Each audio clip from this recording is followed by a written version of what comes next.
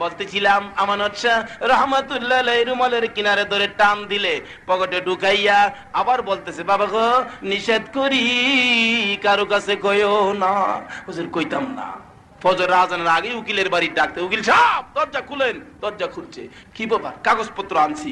প্রত্যেকটা উকিলই তো চা তার মক্কেলকে জিতাইতে। কাগজ আনছো? ঠিক আছে, দেহুম সম্পত্তি কেমনে নেগা।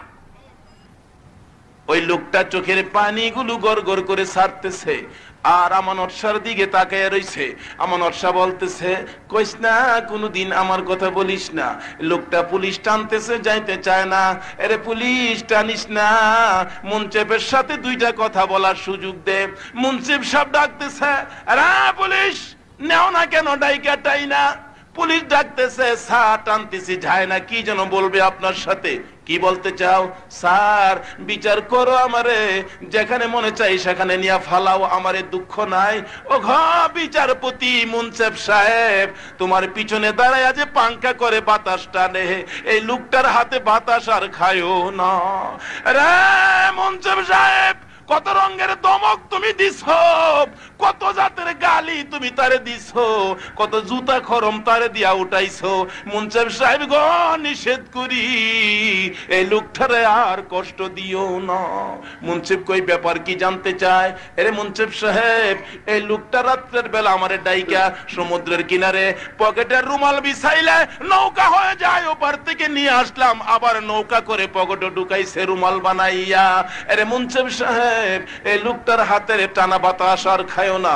চট করে মুনসেফ সাহেব চেয়ারম্যান থেকে উইটা দাঁড়াইয়া ডাকতেছে, চেয়ার থেকে উইটা ডাকতেছে, রে আমানত তোর পরিচয়টুকু আমারে কেন আগে দিলি না?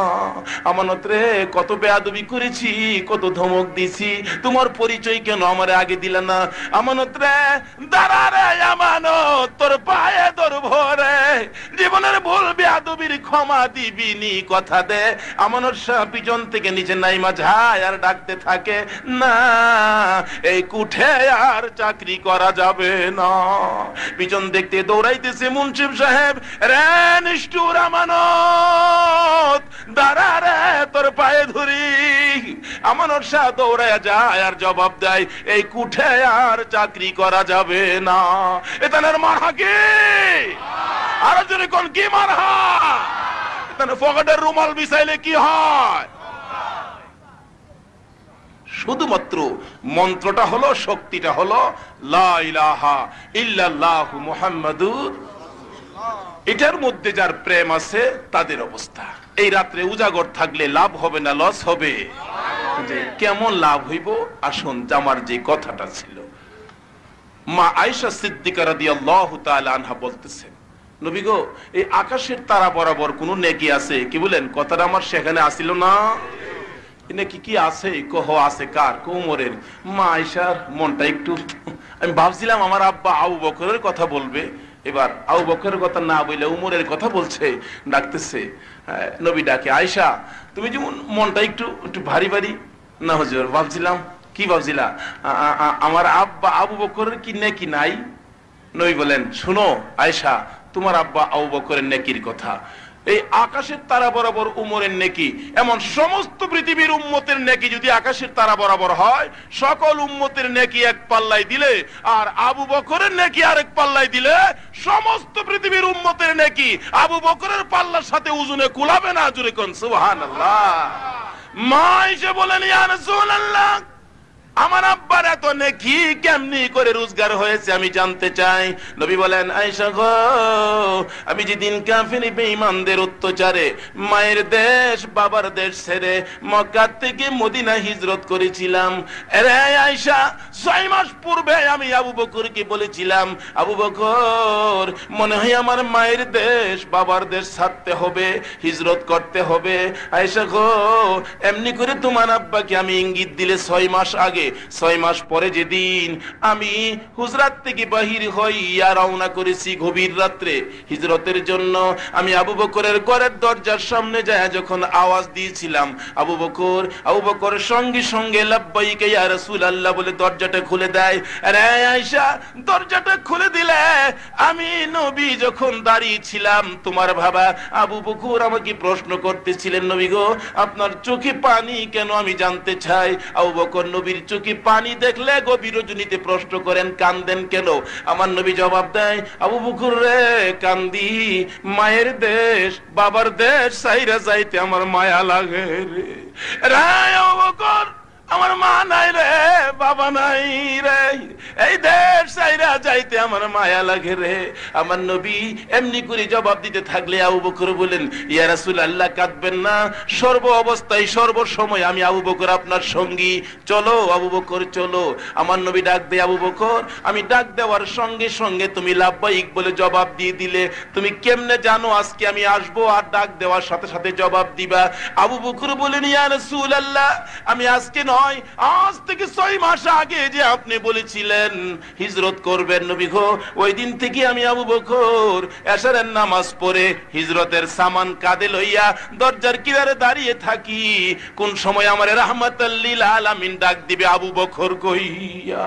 হুজুর আপনার পবিত্র কণ্ঠে আবু বকর কইয়া ডাকের অপেক্ষায় থাকতে থাকতে ফজরের আজান পর্যন্ত দাঁড়িয়ে থাকি।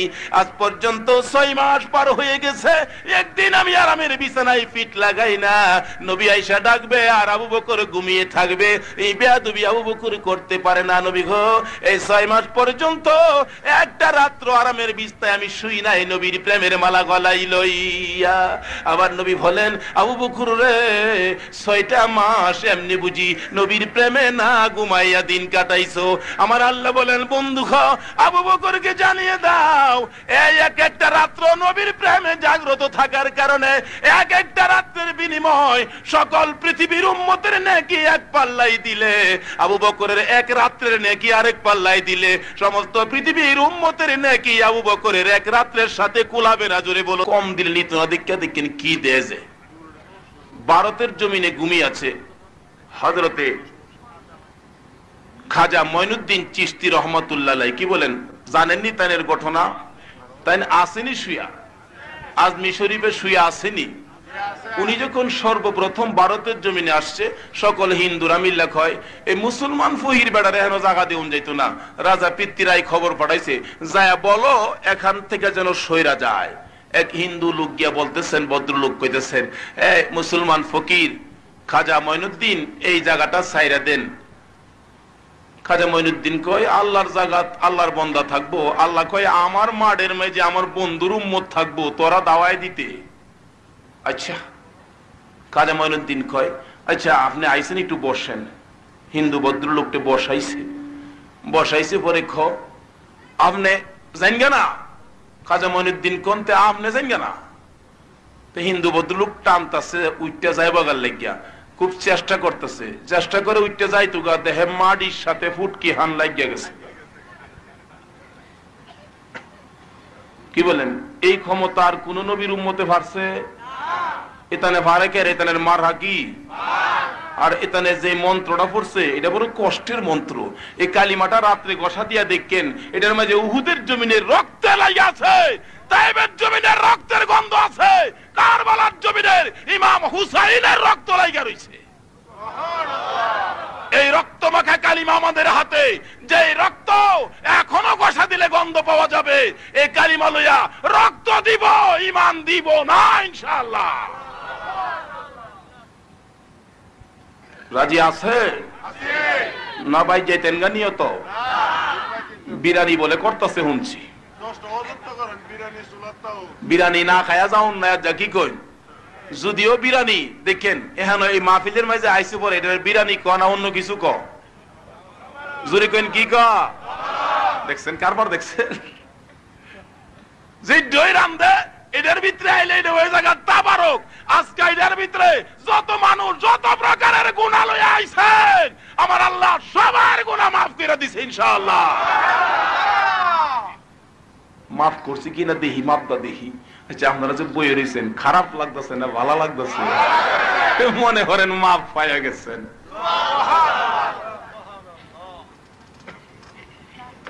শরীরে একটু আরাম লাগতেছে না? একটু হালকা হালকা লাগতেছে না? কারবার শেষ কই না একবার আলহামদুলিল্লাহ। আচ্ছা রাস্তা যাইতেছেন, বাসের সিফাদা যাইতেছেন, এক বেডি বমি করতে গিয়ে আমাদের পাঞ্জাবি টাঞ্জাবি বমি করে বইরা লাইছে। আচ্ছা কোন যে এই অবস্থা শরীরটা কেমন লাগতেছে আপনার কাছে? কেমন লাগছে কই না? খালি মনে করতেছেন পাঞ্জাবিটা খুলে ফেলাই দেই। আচ্ছা এটা যদি গিয়া মেঘনাথ নাইমা দুইয়া পরিষ্কার করে যখন আবার কাপড়টা শুকায় ইস্তারি করে বাইরেবেন তখন কেমন লাগতেছে? তখন আগে যে বমি টুমি আসিন গুনা যা আসিন সব যখন পরিষ্কার হয়েছে ওখানে ভালো লাগতেছে কই না? আর ফেরেশতারা আপনারা নাম লিখতেছে ওখানে, কি হতেছে ওখানে আপনারা নাম। মাঝে মাঝে কল্লা ইলার নাম লিখতাম, আল্লাহ জিকে কেড়ে নামাজ টামাজ পড়ছে না, আল্লাহ করে লেখ বেহেশতের খাতাত লেখতেছে আলহামদুলিল্লাহ কইতেন না? একটু আগে আল্লাহ এলো নামাজ পড়ছে না, কি করতাম? আল্লাহ দূর লেখ কি কই আজকে আইতানে সপ্তাহে বেহেশতের বস্তার ভিত্তে বললে আল্লাহর অসুবিধা হইব? পারবো নি পড়তো আল্লাহ? তেলন আর একটু সহজে বুঝি। এদিন টেপি চাউল নিছে 18 টাকা কেজি, 82 কেজি এক বস্তা চাউল। বড় ভাবি মাইপা দেহে জাইরা জুইরা জমায়া দেহে 2.5 কেজি ফাত্তর। 2.5 কেজি কি আমার নেতে হাইতাছে কই এ তুই কিনা আনে মানছে? আচ্ছা আসলে কি ফাত্তর কিনে আনছে না চাউল কিনে আনছে? চাউলের সাথে ফাত্তরও 18 টাকা কেজি বিহি হয়েছে নি? চাউলের সাথে যদি এক বস্তার মাঝে ফাত্তর গেলে 18 টাকা কেজি ফাত্তরও বিহি হইতারে, আজকার এই জান্নাতের বাগানে কিছু বেনামাজি থাকলে আল্লাহ এক বস্তার ভিতরে 18 টাকা কেজি মাপ করে না? বন্যা দিহি তাতে দুজুহনি তো কই দে আবার এখানে বেহেশতের রাস্তা চিনে ওই কই না একবার সুবহানাল্লাহ। অনেক সময় সন্ত্রাসীরা বেবিডিক সিলিয়া ডাকা ঘুরে স্যার গুলিস্তান যাইবেন উড়ে বেটা গুলিস্তানের কত করে উড়ে সিফার উড়ে লইয়া জায়গা। আর হেলা কি কর সন্ত্রাসী কই হরস রে জীবন বড় এই রাস্তা আমার চিনা আছে কইদা গুলিস্তান যাওন লাগবো দিশা বিশা না ফেলে দেখেন ড্রাইভার রে কই মিয়ারা হ আমি হেমনে যাই মেলারে নামায় দাও মুরো যে নিয়তে লইছি নিয়ত হাসিল হইতো না কোন নামায়া দাও। এই নবীর উম্মতের যে নিয়তে টানবো নিয়ত হাসিল হইতো না, একটু পরে কইবই টানতে নামায়া দাও। আল্লাহ কইবই তা বাঘ মারা কি মারা ইতারের লগে বেড়া কি রে।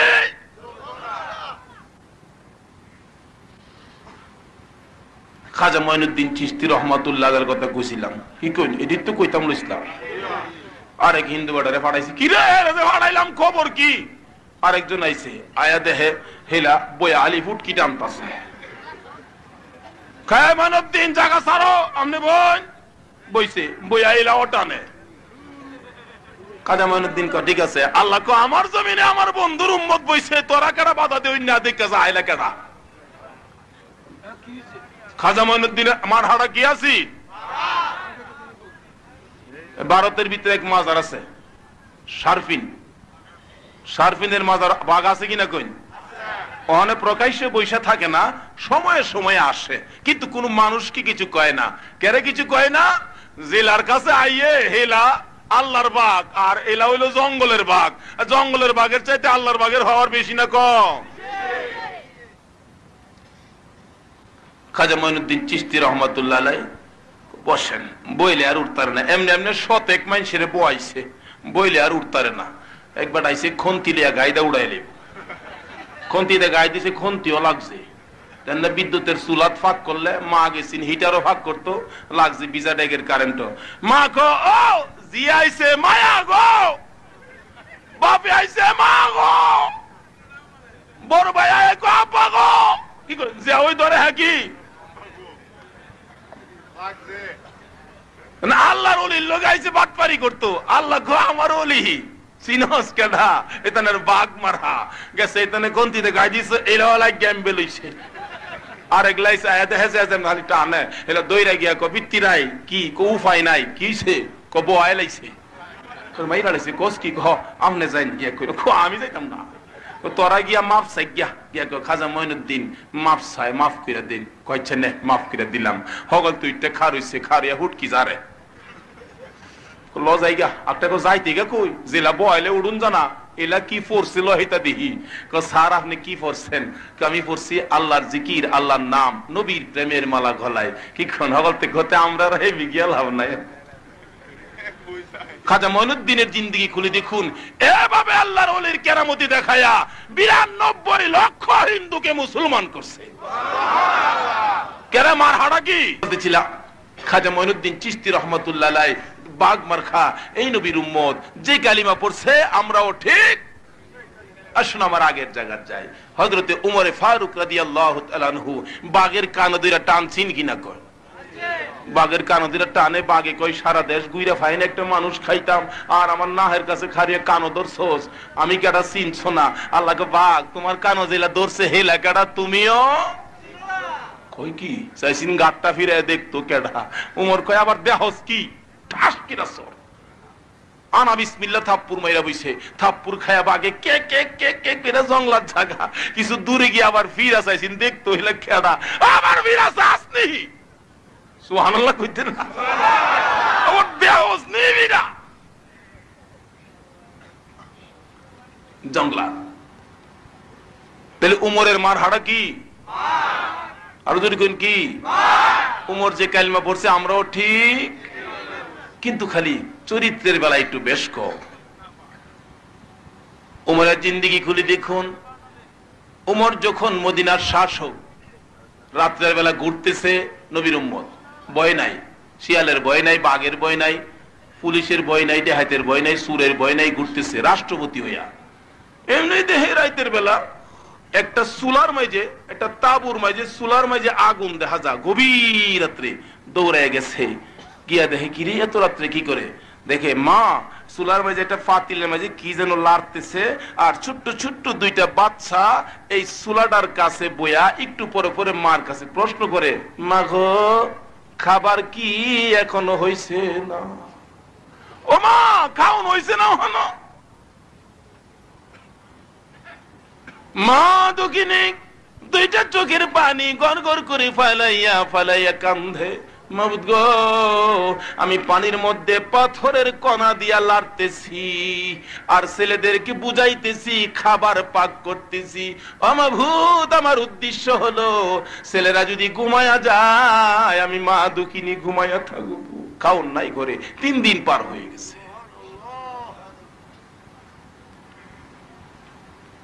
আমার নবী উম্মতের ভাগ বানানোর জন্য আমার নবী নিজেও কোন সময় 3 দিন পার হয়ে যাইতো নবীর চুলায় আগুন জ্বলতো না।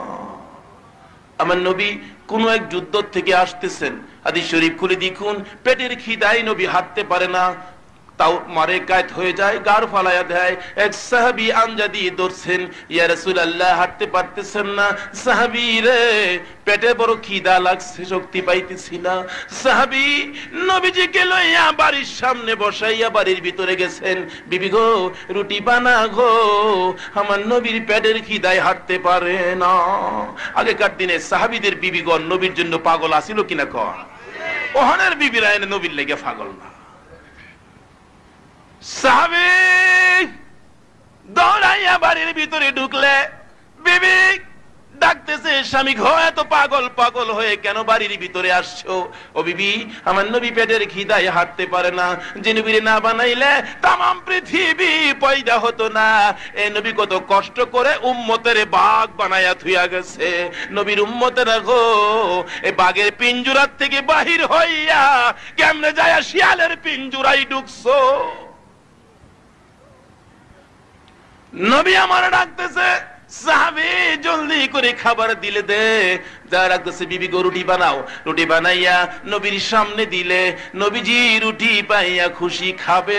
হঠাৎ করে নবীজি না খাইয়া পকেট থেকে রুমালটা বাহির করে রুটিগুলো রুমালের মধ্যে দিয়া প্যাকেট করতেছে। সাহাবীরা আরজ করেন, ইয়া রাসূলুল্লাহ, খান না কেন? খাবেন না? রুটি খাবেন না কি? পেটে খিদায় খাবেন না কেন?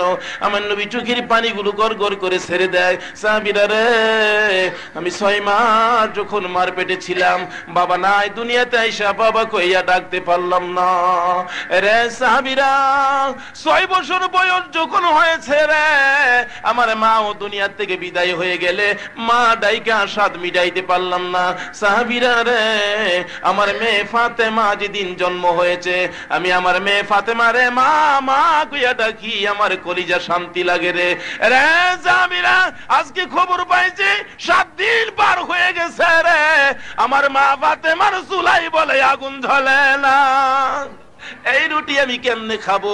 এই রুটি আমার ফাতেমার জন্য নিয়ে রওনা করলাম। নবীজি রুমালের প্যাকেট লইয়া ফাতেমার ঘরের দরজার সামনে যাইয়া দাঁড়াইয়া ডাকতেছে, ফাতেমা গো, জি আব্বা দরজা খুলো। দরজা খুলতেছে না। ফাতেমা, জি আব্বা দরজা খুলো। দরজা খুলতেছে না। ফাতেমা, জি আব্বা দরজা খুলো। দরজা খুলতেছে না। 3 বারের মাথায় নবী ডাক দেয়, ফাতেমা গো, দরজা কেন খুলো না? আমি জানতে চাই। ফাতেমা কান্দার কণ্ঠে জবাব দেয়, বাবা গো, দরজা কেমনে খুলবো গো? এমন একটা কাপড় পরিধান করে রাখছি যে কাপড়টা মাথার দিক ডাকতে গেলে পায়ের দিক উদাম হয়ে যায়, পায়ের দিক ডাকতে গেলে মাথার দিক উদাম হয়ে যায়। আব্বু গো, আমি কেমনে আপনার সামনে আসবো? আমার নবী মাথার রুমালটা ঘরের ভিতরে ফালাইলে ফাতেমা রুমালটা দিয়ে মাথার দিক ঢাইকা, বাকি কাপড় পায়ের দিক ঢাইকা দরজাটা খুলে দিলে নবী বলেন, আমি তাকাইয়া দেখি আমার ফাতেমার চেহারাটা কালো হইয়া গেছে। রে মা বোনেরা, জান্নাতি মহিলাদের সরদারিনী হইয়া ফাতেমা কত কষ্ট করেছে। ফাতেমার জিন্দেগি খুলে দেখুন। শুধু ফাতেমা নয়, ফাতেমার কাছে রুটির প্যাকেটটা দিলে আমার নবী ডাকতেছে, ফাতেমা আর কান্দো না, রুটি খাও। ফাতেমা রুটির প্যাকেট হাতে লইয়া কান্দে গো গড়াগড়ি করে, বাবা গো, আমি কেমনে খাবো গো রুটি?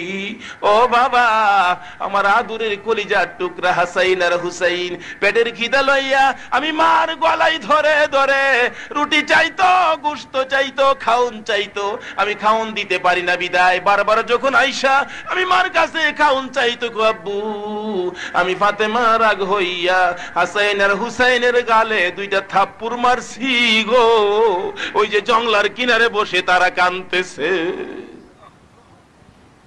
আল্লাহ নবীর উম্মতেরা, যেই ফাতেমা আমার নবী যেদিন গুহার ভিতরে পরে পরে কাঁদতো, ফাতেমা হাসাইন আর হুসাইন কে লইয়া দৌড়াই আমার নবীর সামনে হাজির হইয়া ডাকতেছিলেন, বাবা গো, আমি ফাতেমা হাজির হয়ে গেছি, আর কাঁদবেন না, মাথা উঠান, মাথা উঠান। আমি ফাতেমা কথা দিলাম আপনার উম্মতের জন্য আমি ফাতেমার সকল নেকি আমি দান করে দিলাম, তবু আমার নবী মাথা উঠাই না। বাবা গো, মাথা উঠান। আমি হাসরের জমিন কায়েম হলে আপনার উম্মতের জন্য আমি আল্লাহর দরবারে দাঁড়াইয়া দাঁড়াইয়া আমি দাবি করব আপনার উম্মতকে মাফ করে জন্য, তবু আপনি মাথা উঠান। আমার নবী মাথা উঠাই না। ফাতেমা ডাকতেছে, কোথায় রে হাসাইল, ও হুসাইল, আমি দেখছি তোরা 2 ভাই যদি নানা নানা কইয়া ডাক দিছস, আমার বাবা সকল কাজ ফালাইয়া তোমাদের কাছে আসতো, তোমাদেরকে বড় আদর মোহব্বত করতো। ওরে বাবা হাসাইন আর হুসাইন, আমার বাবার কান্দা আমি আর সইতে পারি না, তোমরা 2 ভাই তোমার নানাকে ডাকতে থাকো, দেখি তোমার ডাকে নিয়ে আমার বাবা মাথা উঠায়। হাসাইন সেজদা অবস্থায় পড়ে নবীর কানের গোড়ায় মুখ লাগাইয়া ডাকতেছে, নানা গো, ও নানা, কেমনে গো, আমরা 2 ভাইরে ভুলে গেছো। ইমাম হুসাইন নবীর আরেক কানের গোড়ায় মুখটা লাগাইয়া নানা নানা কইয়া ডাকতেছে, তবু আমার নবী মাথা উঠাই না। উম্মতের ব্যথা লই আমার নবী কান্ধে। 2 ভাই ডাকতে ডাকতে বেহুশ হয়ে যায়, নানা মাথা উঠায় না। ফাতেমা ডাকতেছে, আমি ডাকলাম আমার বাবা শুনে না, হাসাইন ডাকলো, হুসাইন ডাকলো, শুনে না। বুঝেছি আমার বাবারে আর কত তুমি কান্দাইবা, আর কান্দাইও না। আমার কলিজার টুকরা হাসাইন আর হুসাইন রে আমার বাবার উম্মতের নামে কুরবানি করে দিলাম। জোরে কন্যা সুবহানাল্লাহ। আবার নবী মাথাটা উঠাইয়া চোখের পানিগুলো বুক পর্যন্ত ভাসতেছে, ফাতেমা গো আমার হাসাইন আর হুসাইনকে কুরবানি করলি। সঙ্গে সঙ্গে হুসাইনকে টাইনা আমার নবী কুলে লইয়া ডাকতেছে, এরে হুসাইন আয় আমার কুলে আয়। জিবরাইল যায় ডাকতেছে, ইয়া রাসূলুল্লাহ আপনার হাসাইন আর হুসাইনের কুরবানি কবুল হয়ে গেছে। হাসাইনকে বিষ খাওয়ায়া মারবে, হুসাইনকে কারবালার জমিনে রক্তে লাল লাল করবে। এমনি সময় জিবরাইলের খবর পাইয়া আমার নবী টাইনা টাইনা হুসাইনকে কুলে লইয়া দুই গালে দুইটা চুমো লাগাইয়া দোয়া করতেছে, আল্লাহুম্মা হুসাইনা সবরা। মাবুদ গো কি কষ্ট হইতাছে ভাইসা ছিলাম, যেই জান্নাতি মহিলাদের সর্দারনি ফাতেমা কষ্ট করেছে, জান্নাতি যুবকদের সর্দার হাসাইন আর হুসাইন কষ্ট করছে কিনা না খাইয়া কোনো কোনো সময় 3 দিন 4 দিন 7 দিন পার হয়ে যাইত। একদিন নবী পাক 2 দিনের পেটের খিদা লইয়া দৌড়াইয়া ফাতেমার ঘরের দরজার সামনে ডাকতেছে, ফাতেমা ফাতেমা। জি আব্বা। ফাতেমা গো। জি আব্বা। কি করো? যায় দেখে ফাতেমা নামাজের বিছানাত বসে কাঁদতেছে। ফাতেমা তুমি কান্দো কেন? আব্বু গো আজকে 3 দিন পার হয়ে গেছে আমার চুলায় আগুন জ্বলে না, হাসাইন হুসাইন গলা কাটা মুরুগের মতো লাফায়া লাফায়া কাঁদতেছে। আমার নবী ঘর থেকে বেরিয়ে গেলেন, যাইতে যাইতে এক ইহুদির খেজুরের বাগানের কাছে গিয়া প্রশ্ন করে, ইহুদি তোমার বাগানে কি কোনো কামলা রাখবা? ফেরেশতারা কয়, প্রভু গো তোমার বন্ধু দি ইহুদির বাগানো। আল্লাহ কয়, তোরা সাক্ষী থাকিস আমার বন্ধু কি করে। এই কষ্ট দুঃখের কথা যদি আমার বন্ধুর উম্মতেরা শুনে আর এই দুঃখে দুঃখিত হয়, আ শব্দ করে একে উসিলা করে আমি আমার বন্ধুর উম্মতকে মাফ করে দিব। চাকরি নিলেন, হাসাইন হুসাইনের পেটে খিদা। চাকরি কি? 1 বালতি পানি উঠাইব, 3টা করে খেজুর দিব। 1 5 7 8 বালতি উঠাইয়া 9 বালতি পুরাইয়া টান দিছে নবী। বালতির রশি ছিঁড়া কুয়ার ভিতরে পড়ছে। নবীজি দাঁড়ায় রইছে। ইহুদি কয়, পানি উঠাও না কেন? বালতি ছিঁড়া গেছে। ছিঁড়লা কেন? কি বলেন, বালতি কি ছিঁড়া নবী ছিঁড়ছে না ছিঁড়া পড়ে গেছে? দৌড়ায় কাছে আইছে, বালতিটা ফালাই গেলে ওখানে উড়াই দাও। আরে এইটা কি, আমি তো ফালাই নাই, বালতি ছিঁড়া পড়ে গেছে। কথাই কাটাকাটি করতে করতে হঠাৎ করে রাগ হইয়া দুষ্ট বেঈমান ইহুদি আমার নবীর সুন্দর গালের মধ্যে একটা থাপ্পড় লাগায়। আমার নবী চোখের পানি গুলো গড় গড় করে ছেড়ে দেয়। ইহুদি রে আমার গালে থাপ্পড় দিছো, তোমার হাতে ব্যথা পাইছো নি? ইহুদি সমস্ত শরীরের পশম দাঁড়িয়ে গেছে। কিরে এটা কেমন রে, আমি থাপ্পড় দিলাম আমারই জিগায় আমি হাতে নিয়ে কষ্ট পাইছি। ইহুদি আমার 24টা খেজুর দে, আমার হাসাইন আর হুসাইন পেটের খিদায় কান্দে। নবীজি হাসাইন হুসাইন রে আদর করতো কিনা কি কর? আর জোরে কোন আদর করতো?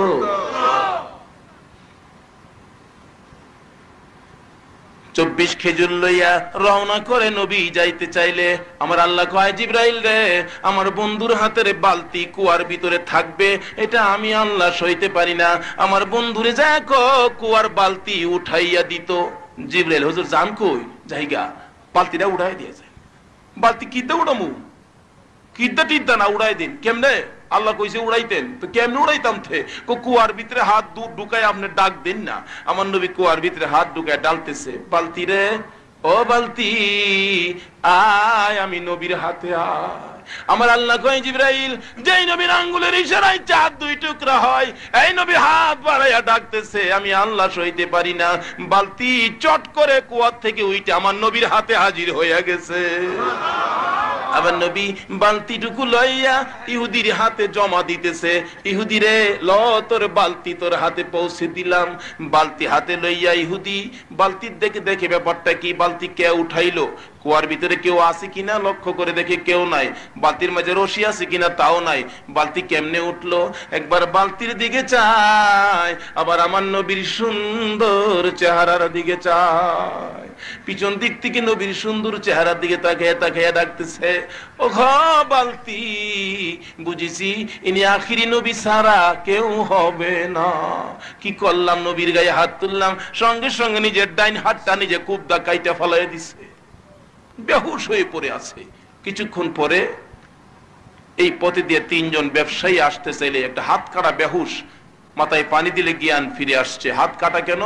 তোমরা কি আখেরি নবী? কয় না, আমার দুঃখ কেউ বুঝবে না, আখেরি নবীর কাছে লয়ে যাও। দৌড়ায় লয়ে যাইতেছে আখেরি নবীর কাছে। যা দেখে আমার নবী এক সাইডে হাসাইন আর এক সাইডে হুসাইনকে বসায় খেজুর খাওয়াইতেছে। ডাক দিছে, হুজুর ডাকে একটা লোক হাত কাটা। নবী দৌড়াই আইছে, আয়া দেখে ওই লোক যে লোকে থাপ্পড় দিছিন হাতটা কাটা হাতে লই আইছে।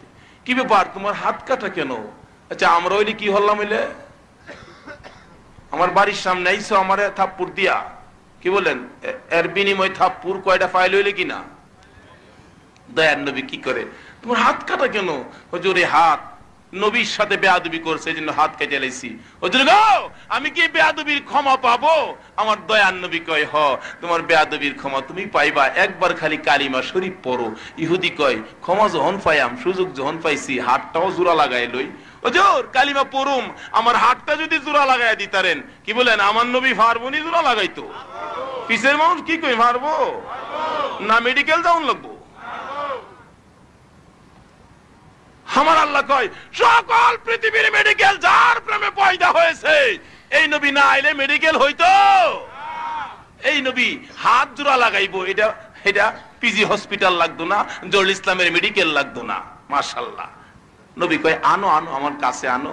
নবীর হাতে দিলে নবীজি এই হাতের সাথে হাত লাগাইয়া বরকতের হাতে উপরে একটা মোড় দিছে, বিসমিল্লাহির রহমানির রহিম। হাত জোড়া লাগছে কিনা? কই আসতে কইলেন যে এবার গুড়ায় গাড়ায় দেহে আঠি আছে কিনা, দেহে আগে আরো শক্তি এটার মাঝে বাড়ছে।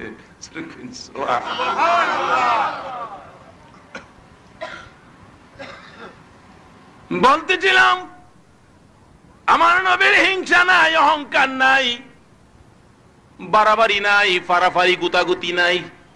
বলতেছিলাম যে হুসাইনের ঘরে খাবার নাই, ইহুদির বাগানে আমার নবী চাকরি নিত।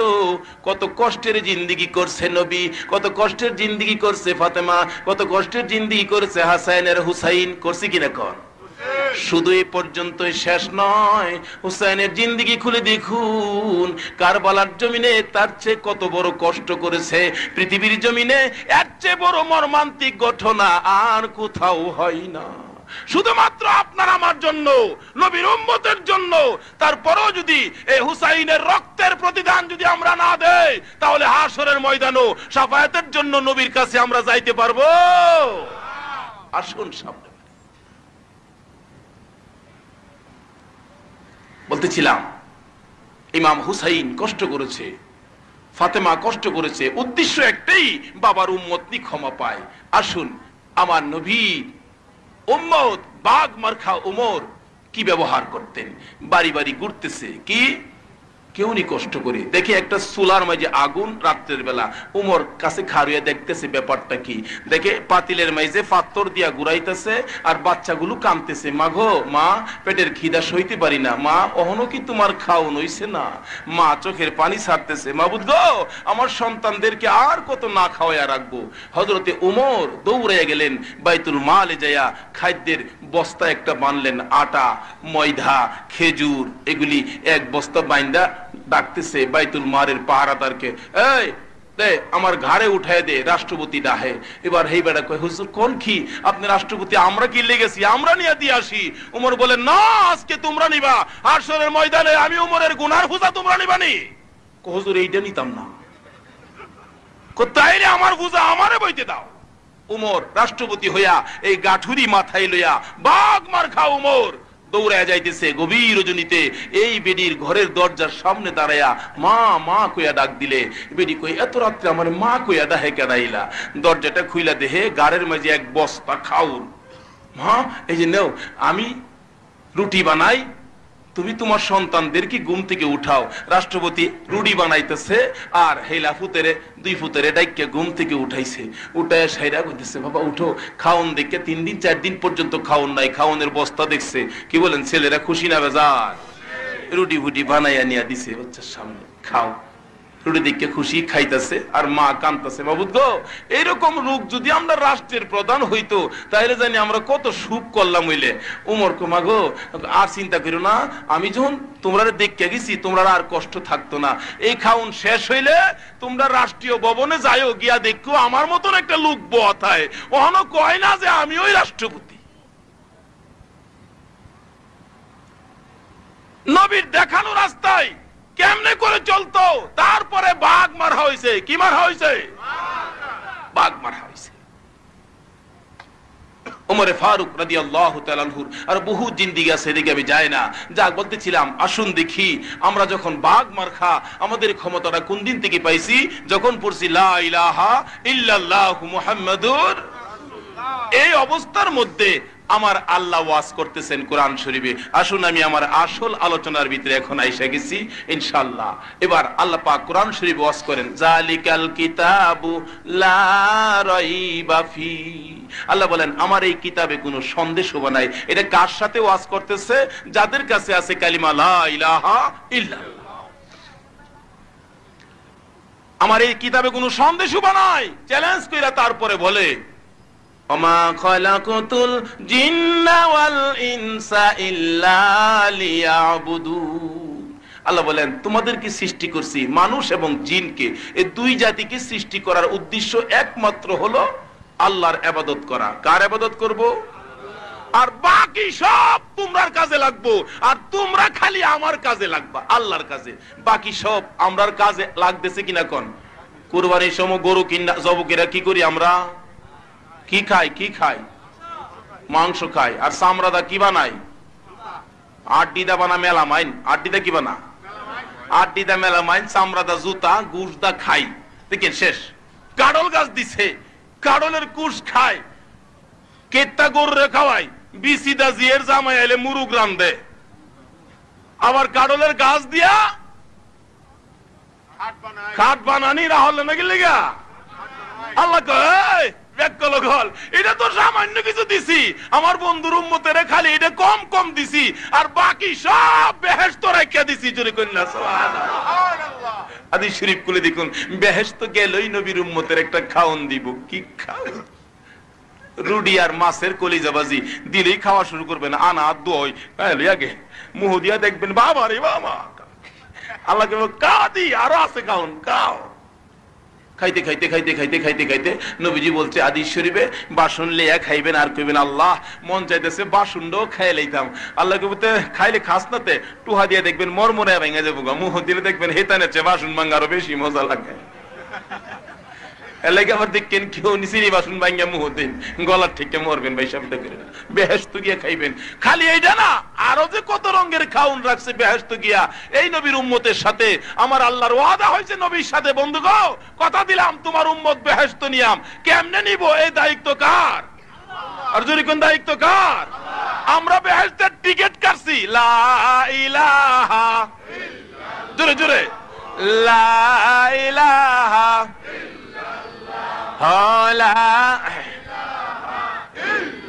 লা ইলাহা ইল্লাল্লাহু মুহাম্মাদুর রাসূলুল্লাহ। এটা হলো বেহেশতের টিকিট। নবী বলছেন মান ক্বালা লা ইলাহা ইল্লাল্লাহু ফাদাখালাল জান্নাহ। বেহেশতের টিকিট হলো এটা, আর বেহেশতে যাওয়ার গাড়ি হলো এটা। এই গাড়িতে যারা বসে আছেন, এই হাশরের ময়দান কায়েম হলে দেখবেন একটানে এই গাড়িটা জান্নাতের গেটে নিয়ে নামায়া দিছে। কি বলেন? টিকিট যখন কাটছি ওখানে গাড়িটা কেমনে যায় এই চিন্তা কি আমরা না গাড়িওয়ালার? গেট লোক গাড়ি 30 টাকা টিকিট কেটে দেখছি বাস স্ট্যান্ড উইটা বেড়াইতে বইয়া অনেকে ঘুমায় থাকে। ওহন এই যে ঘুমায় রইছেন, হের ছায়া ডাহা নেওয়ার দায়িত্ব কি প্যাসেঞ্জারের না ড্রাইভারের? টিকিট কেটে ঘুমায় রইছে, আমি জানি না। আমরাও জান্নাতের টিকিট কাটছি, নেওয়ার মালিক কে? আরো জোরে কোন কে? টিকিটটা কেটে লাইছি, আর চিন্তা নাই। বলতেছিলাম এই টিকিটওয়ালার সাথে আমার আল্লাহ ওয়াজ করেন। টিকিটওয়ালার সাথে দেখেন, টিকিটওয়ালারাও দেখেন টিটি গাড়ির মাঝে মাঝে মাঝে চেক করে না? টিকিট আছে ভাই সাহেব? টিকিট আছে। ও আচ্ছা, কই যাইবে? আর মজার আলাপ করে। এই টিকিট যারা কাটছে আমার আল্লাহ আল্লাহকে মজার আলাপ করে। কি আলাপ? তোমরা লেগিত কি কেমনে দেখেন আলাপ করে ওমা খালাকুতুল জিন্না ওয়াল ইনসা ইল্লা লিয়াবুদুন। এই জিন এবং মানুষকে তোমাদেরকে সৃষ্টি করার একমাত্র কারণ হইতো তোমরা আমার ইবাদত করবা। ওটা ইবাদত যে করবা আল্লাহ যে কইলো আমরা রে ইবাদত কি কেমনে করতে হবে এটা কি আমরা কেউ জানি না। যেমন অনেক সময় মুরগির বাচ্চা লইয়া যখন উঠে, বাচ্চা ফুটায় যখন দেখেন ঘরের মাঝে উঠলে মুরগি যারা পালে মেয়েদেরকে জিগেন চাউলের গুঁড়া খুদ দেখেন ছিড়াইয়া দেয় মুরগিরে খাইবার লাগিয়া, বাচ্চারে খাইবার লাগিয়া। আচ্ছা বাচ্চা দেখেন এটার উপরে দাঁড়ে মালিকে দিছে খাও, কিন্তু বাচ্চা বুঝে না। আল্লাহ বলছে ইবাদত করো, বান্দা বুঝে না। বুঝাইবার দায়িত্ব দিছে যাকে, তার নাম রাখছে রাহমাতাল লিল। বন্ধুগো এই কাজটা তুমি বুঝাও, কারণ তুমি হইলা উম্মতের দরদি। কি বলেন আমার নবী কি উম্মতের? যেমন বাচ্চারা খুদের গুঁড়া দিছে খায় না, কিন্তু শিখাইবার দায়িত্ব কার হইছে? মা মুরগিটা। ঠিক কিনা কোন? দেখেন মা মুরগিটা চাউলের গুঁড়াটা মুখে লইয়া খালি গুড়া গুড়া টুক টুক টুক টুক টুক টুক করে গুড়া খায় না, কিন্তু মার উদ্দেশ্য কি খায়া লাউন নাকি বাচ্চারে খাউন শিহান? বাচ্চারে খাওয়া শিখাইব টুক টুক করে ঘুরাইতেছে। এটা মার কাছে দিল কেরে? সন্তানের জন্য সবচেয়ে বড় দরদি কে? আর যদি কোন দরদি কে? নাকি মার কাছে দিলে মা খায়ালা? দেখেন বাস্তব একটু প্র্যাকটিক্যাল দেখেন, একটু যাচাই করা। আশপড়শি কোনো বাড়িতে কোনো এক মহিলা আইছে, আয়া দেহে ফিডা বানাইতেছে, তেলে ফিডা অথবা মেরা ফিডা। দেখবেন এই মহিলা এই মার হাতে দুইটা পিঠা দিছে, নেন আফা আইছেন দুইটা পিঠা খান। আচ্ছা কোনছে দুইটা পিঠা দেওয়ার পরে মা কি রাস্তার কিনারে দাঁড়ায় পিঠা দুইটা খায় লাইছে? কাপড়ের নিচে কেটে গেলাম বাড়িতে নিচে, বাড়িতে নিয়ে দুইটা ছেলে দাহে ময়না কি আম্মা আমার কালু কইরে কি আম্মা আয় আয় বাজান, এই লও তুমি একটা খাও, এই লও তুমি একটা খাও। মা দুইটা বাচ্চার হাতে দুইটা পিঠা দিছে, বাচ্চা পিঠা খাইতেছে, মা না খায়া খুশি না বেজার? কারণ সন্তানের জন্য মা দরদি, উম্মতের জন্য হলো আমার নবী দরদি। এটা বুঝবে না, বুঝার চোখ তো থাকতে হবে। কি বলেন? বুঝার চোখ থাকতে হবে। খালি ফললেই হবে না, এটা বুঝার চোখ থাকতে হবে। দেখলেই হবে না, এটা জানার জ্ঞান থাকতে হবে। কি বলেন? খালি ফললেই বুঝিব? শয়তান কি কম কিতাব পড়ছিন? ফেরেশতার শিক্ষক আছেন, বেটার জ্ঞান কম আছেন, কিন্তু বুঝতে পারে না বিদায় অ্যাক্সিডেন্ট করছে। বুঝ থাকতে হবে, চিনতে হবে। একবারে এমএ পাস করে আইছে, বাপে নিয়ে নকশা দিছে, বাবা আমার দেহ হচ্ছে বাড়ির দাগ নাম্বারটা দেওয়া আছে 8 ঘন্টা ক্ষেতের বাড়িটা দেওয়া আছে 999 দাগ বাইর করেছে। বেটা এই কাগজ দিকে খাপ বা কি কয়, এটার ভিতরে আবার 999 দাগের 8 ঘন্টা জায়গা কই এই উদ্দুর কাগজের ভিতরে? এটার ভিতরে আসেনি ভাইসা? সারা শনিবারের দাগ আসেনি এটার ভিতরে? কালীপুর সহ আসেনি? কিন্তু এবারে বুঝতে পায় না কেন? এটার ভিতরে ট্রেন্ডিং দিচ্ছে না, আর এই নবীর প্রেমের ধুলে চোখের মাঝে লাগছে না। আল্লামা ইকবালের জিন্দেগি খুলে দেখুন, বিদেশি ডিগ্রি লইয়া বন্ধুদেরকে নিয়ে দেশে ফিরতেছে, অন্যান্য বন্ধুরা ইকবালের মুখে গুনগুন গুনগুন করে নবীর প্রেমে গান গাইতেছে আল্লামা ইকবাল। এবার অন্য বন্ধুরা প্রশ্ন করে, হে বন্ধু ইকবাল, তুমিও পড়ছো যেখানে, আমরাও তো পড়ছি সেখানে, আমরা তো এরকম কিছু পাইলাম না, তুমি খালি নবীর প্রেমে গুনগুন করে গান গাও, কারণটা কি? তুমি যা দেখছো আমরা তো তাই দেখছি, কিন্তু তুমি এটাতে কি পাইছো? আমরা তো কিছু পাইলাম না। আল্লামা ইকবাল জবাব দেয়, আরে বন্ধুরা, তোমরা যা পড়ছো আমিও তাই পড়ছি, তোমরা যা দেখছো আমিও তাই দেখছি, কিন্তু তোমরার চোখ আর আমার চোখ বেশ কম আছে। আমার মা ছোট্ট কালে আমার চোখের মাঝে মুহাম্মদী সুরমা লাগাইয়া দিছে। এটা দেখতে গেলে মুহাম্মদী সুরমার মহব্বত থাকতে হবে, তারপরে চোখের পাওয়ার খুলবে, এর আগে নয়। কষ্ট হইতেছে ভাইসা, আর আধা ঘন্টা চলতো না।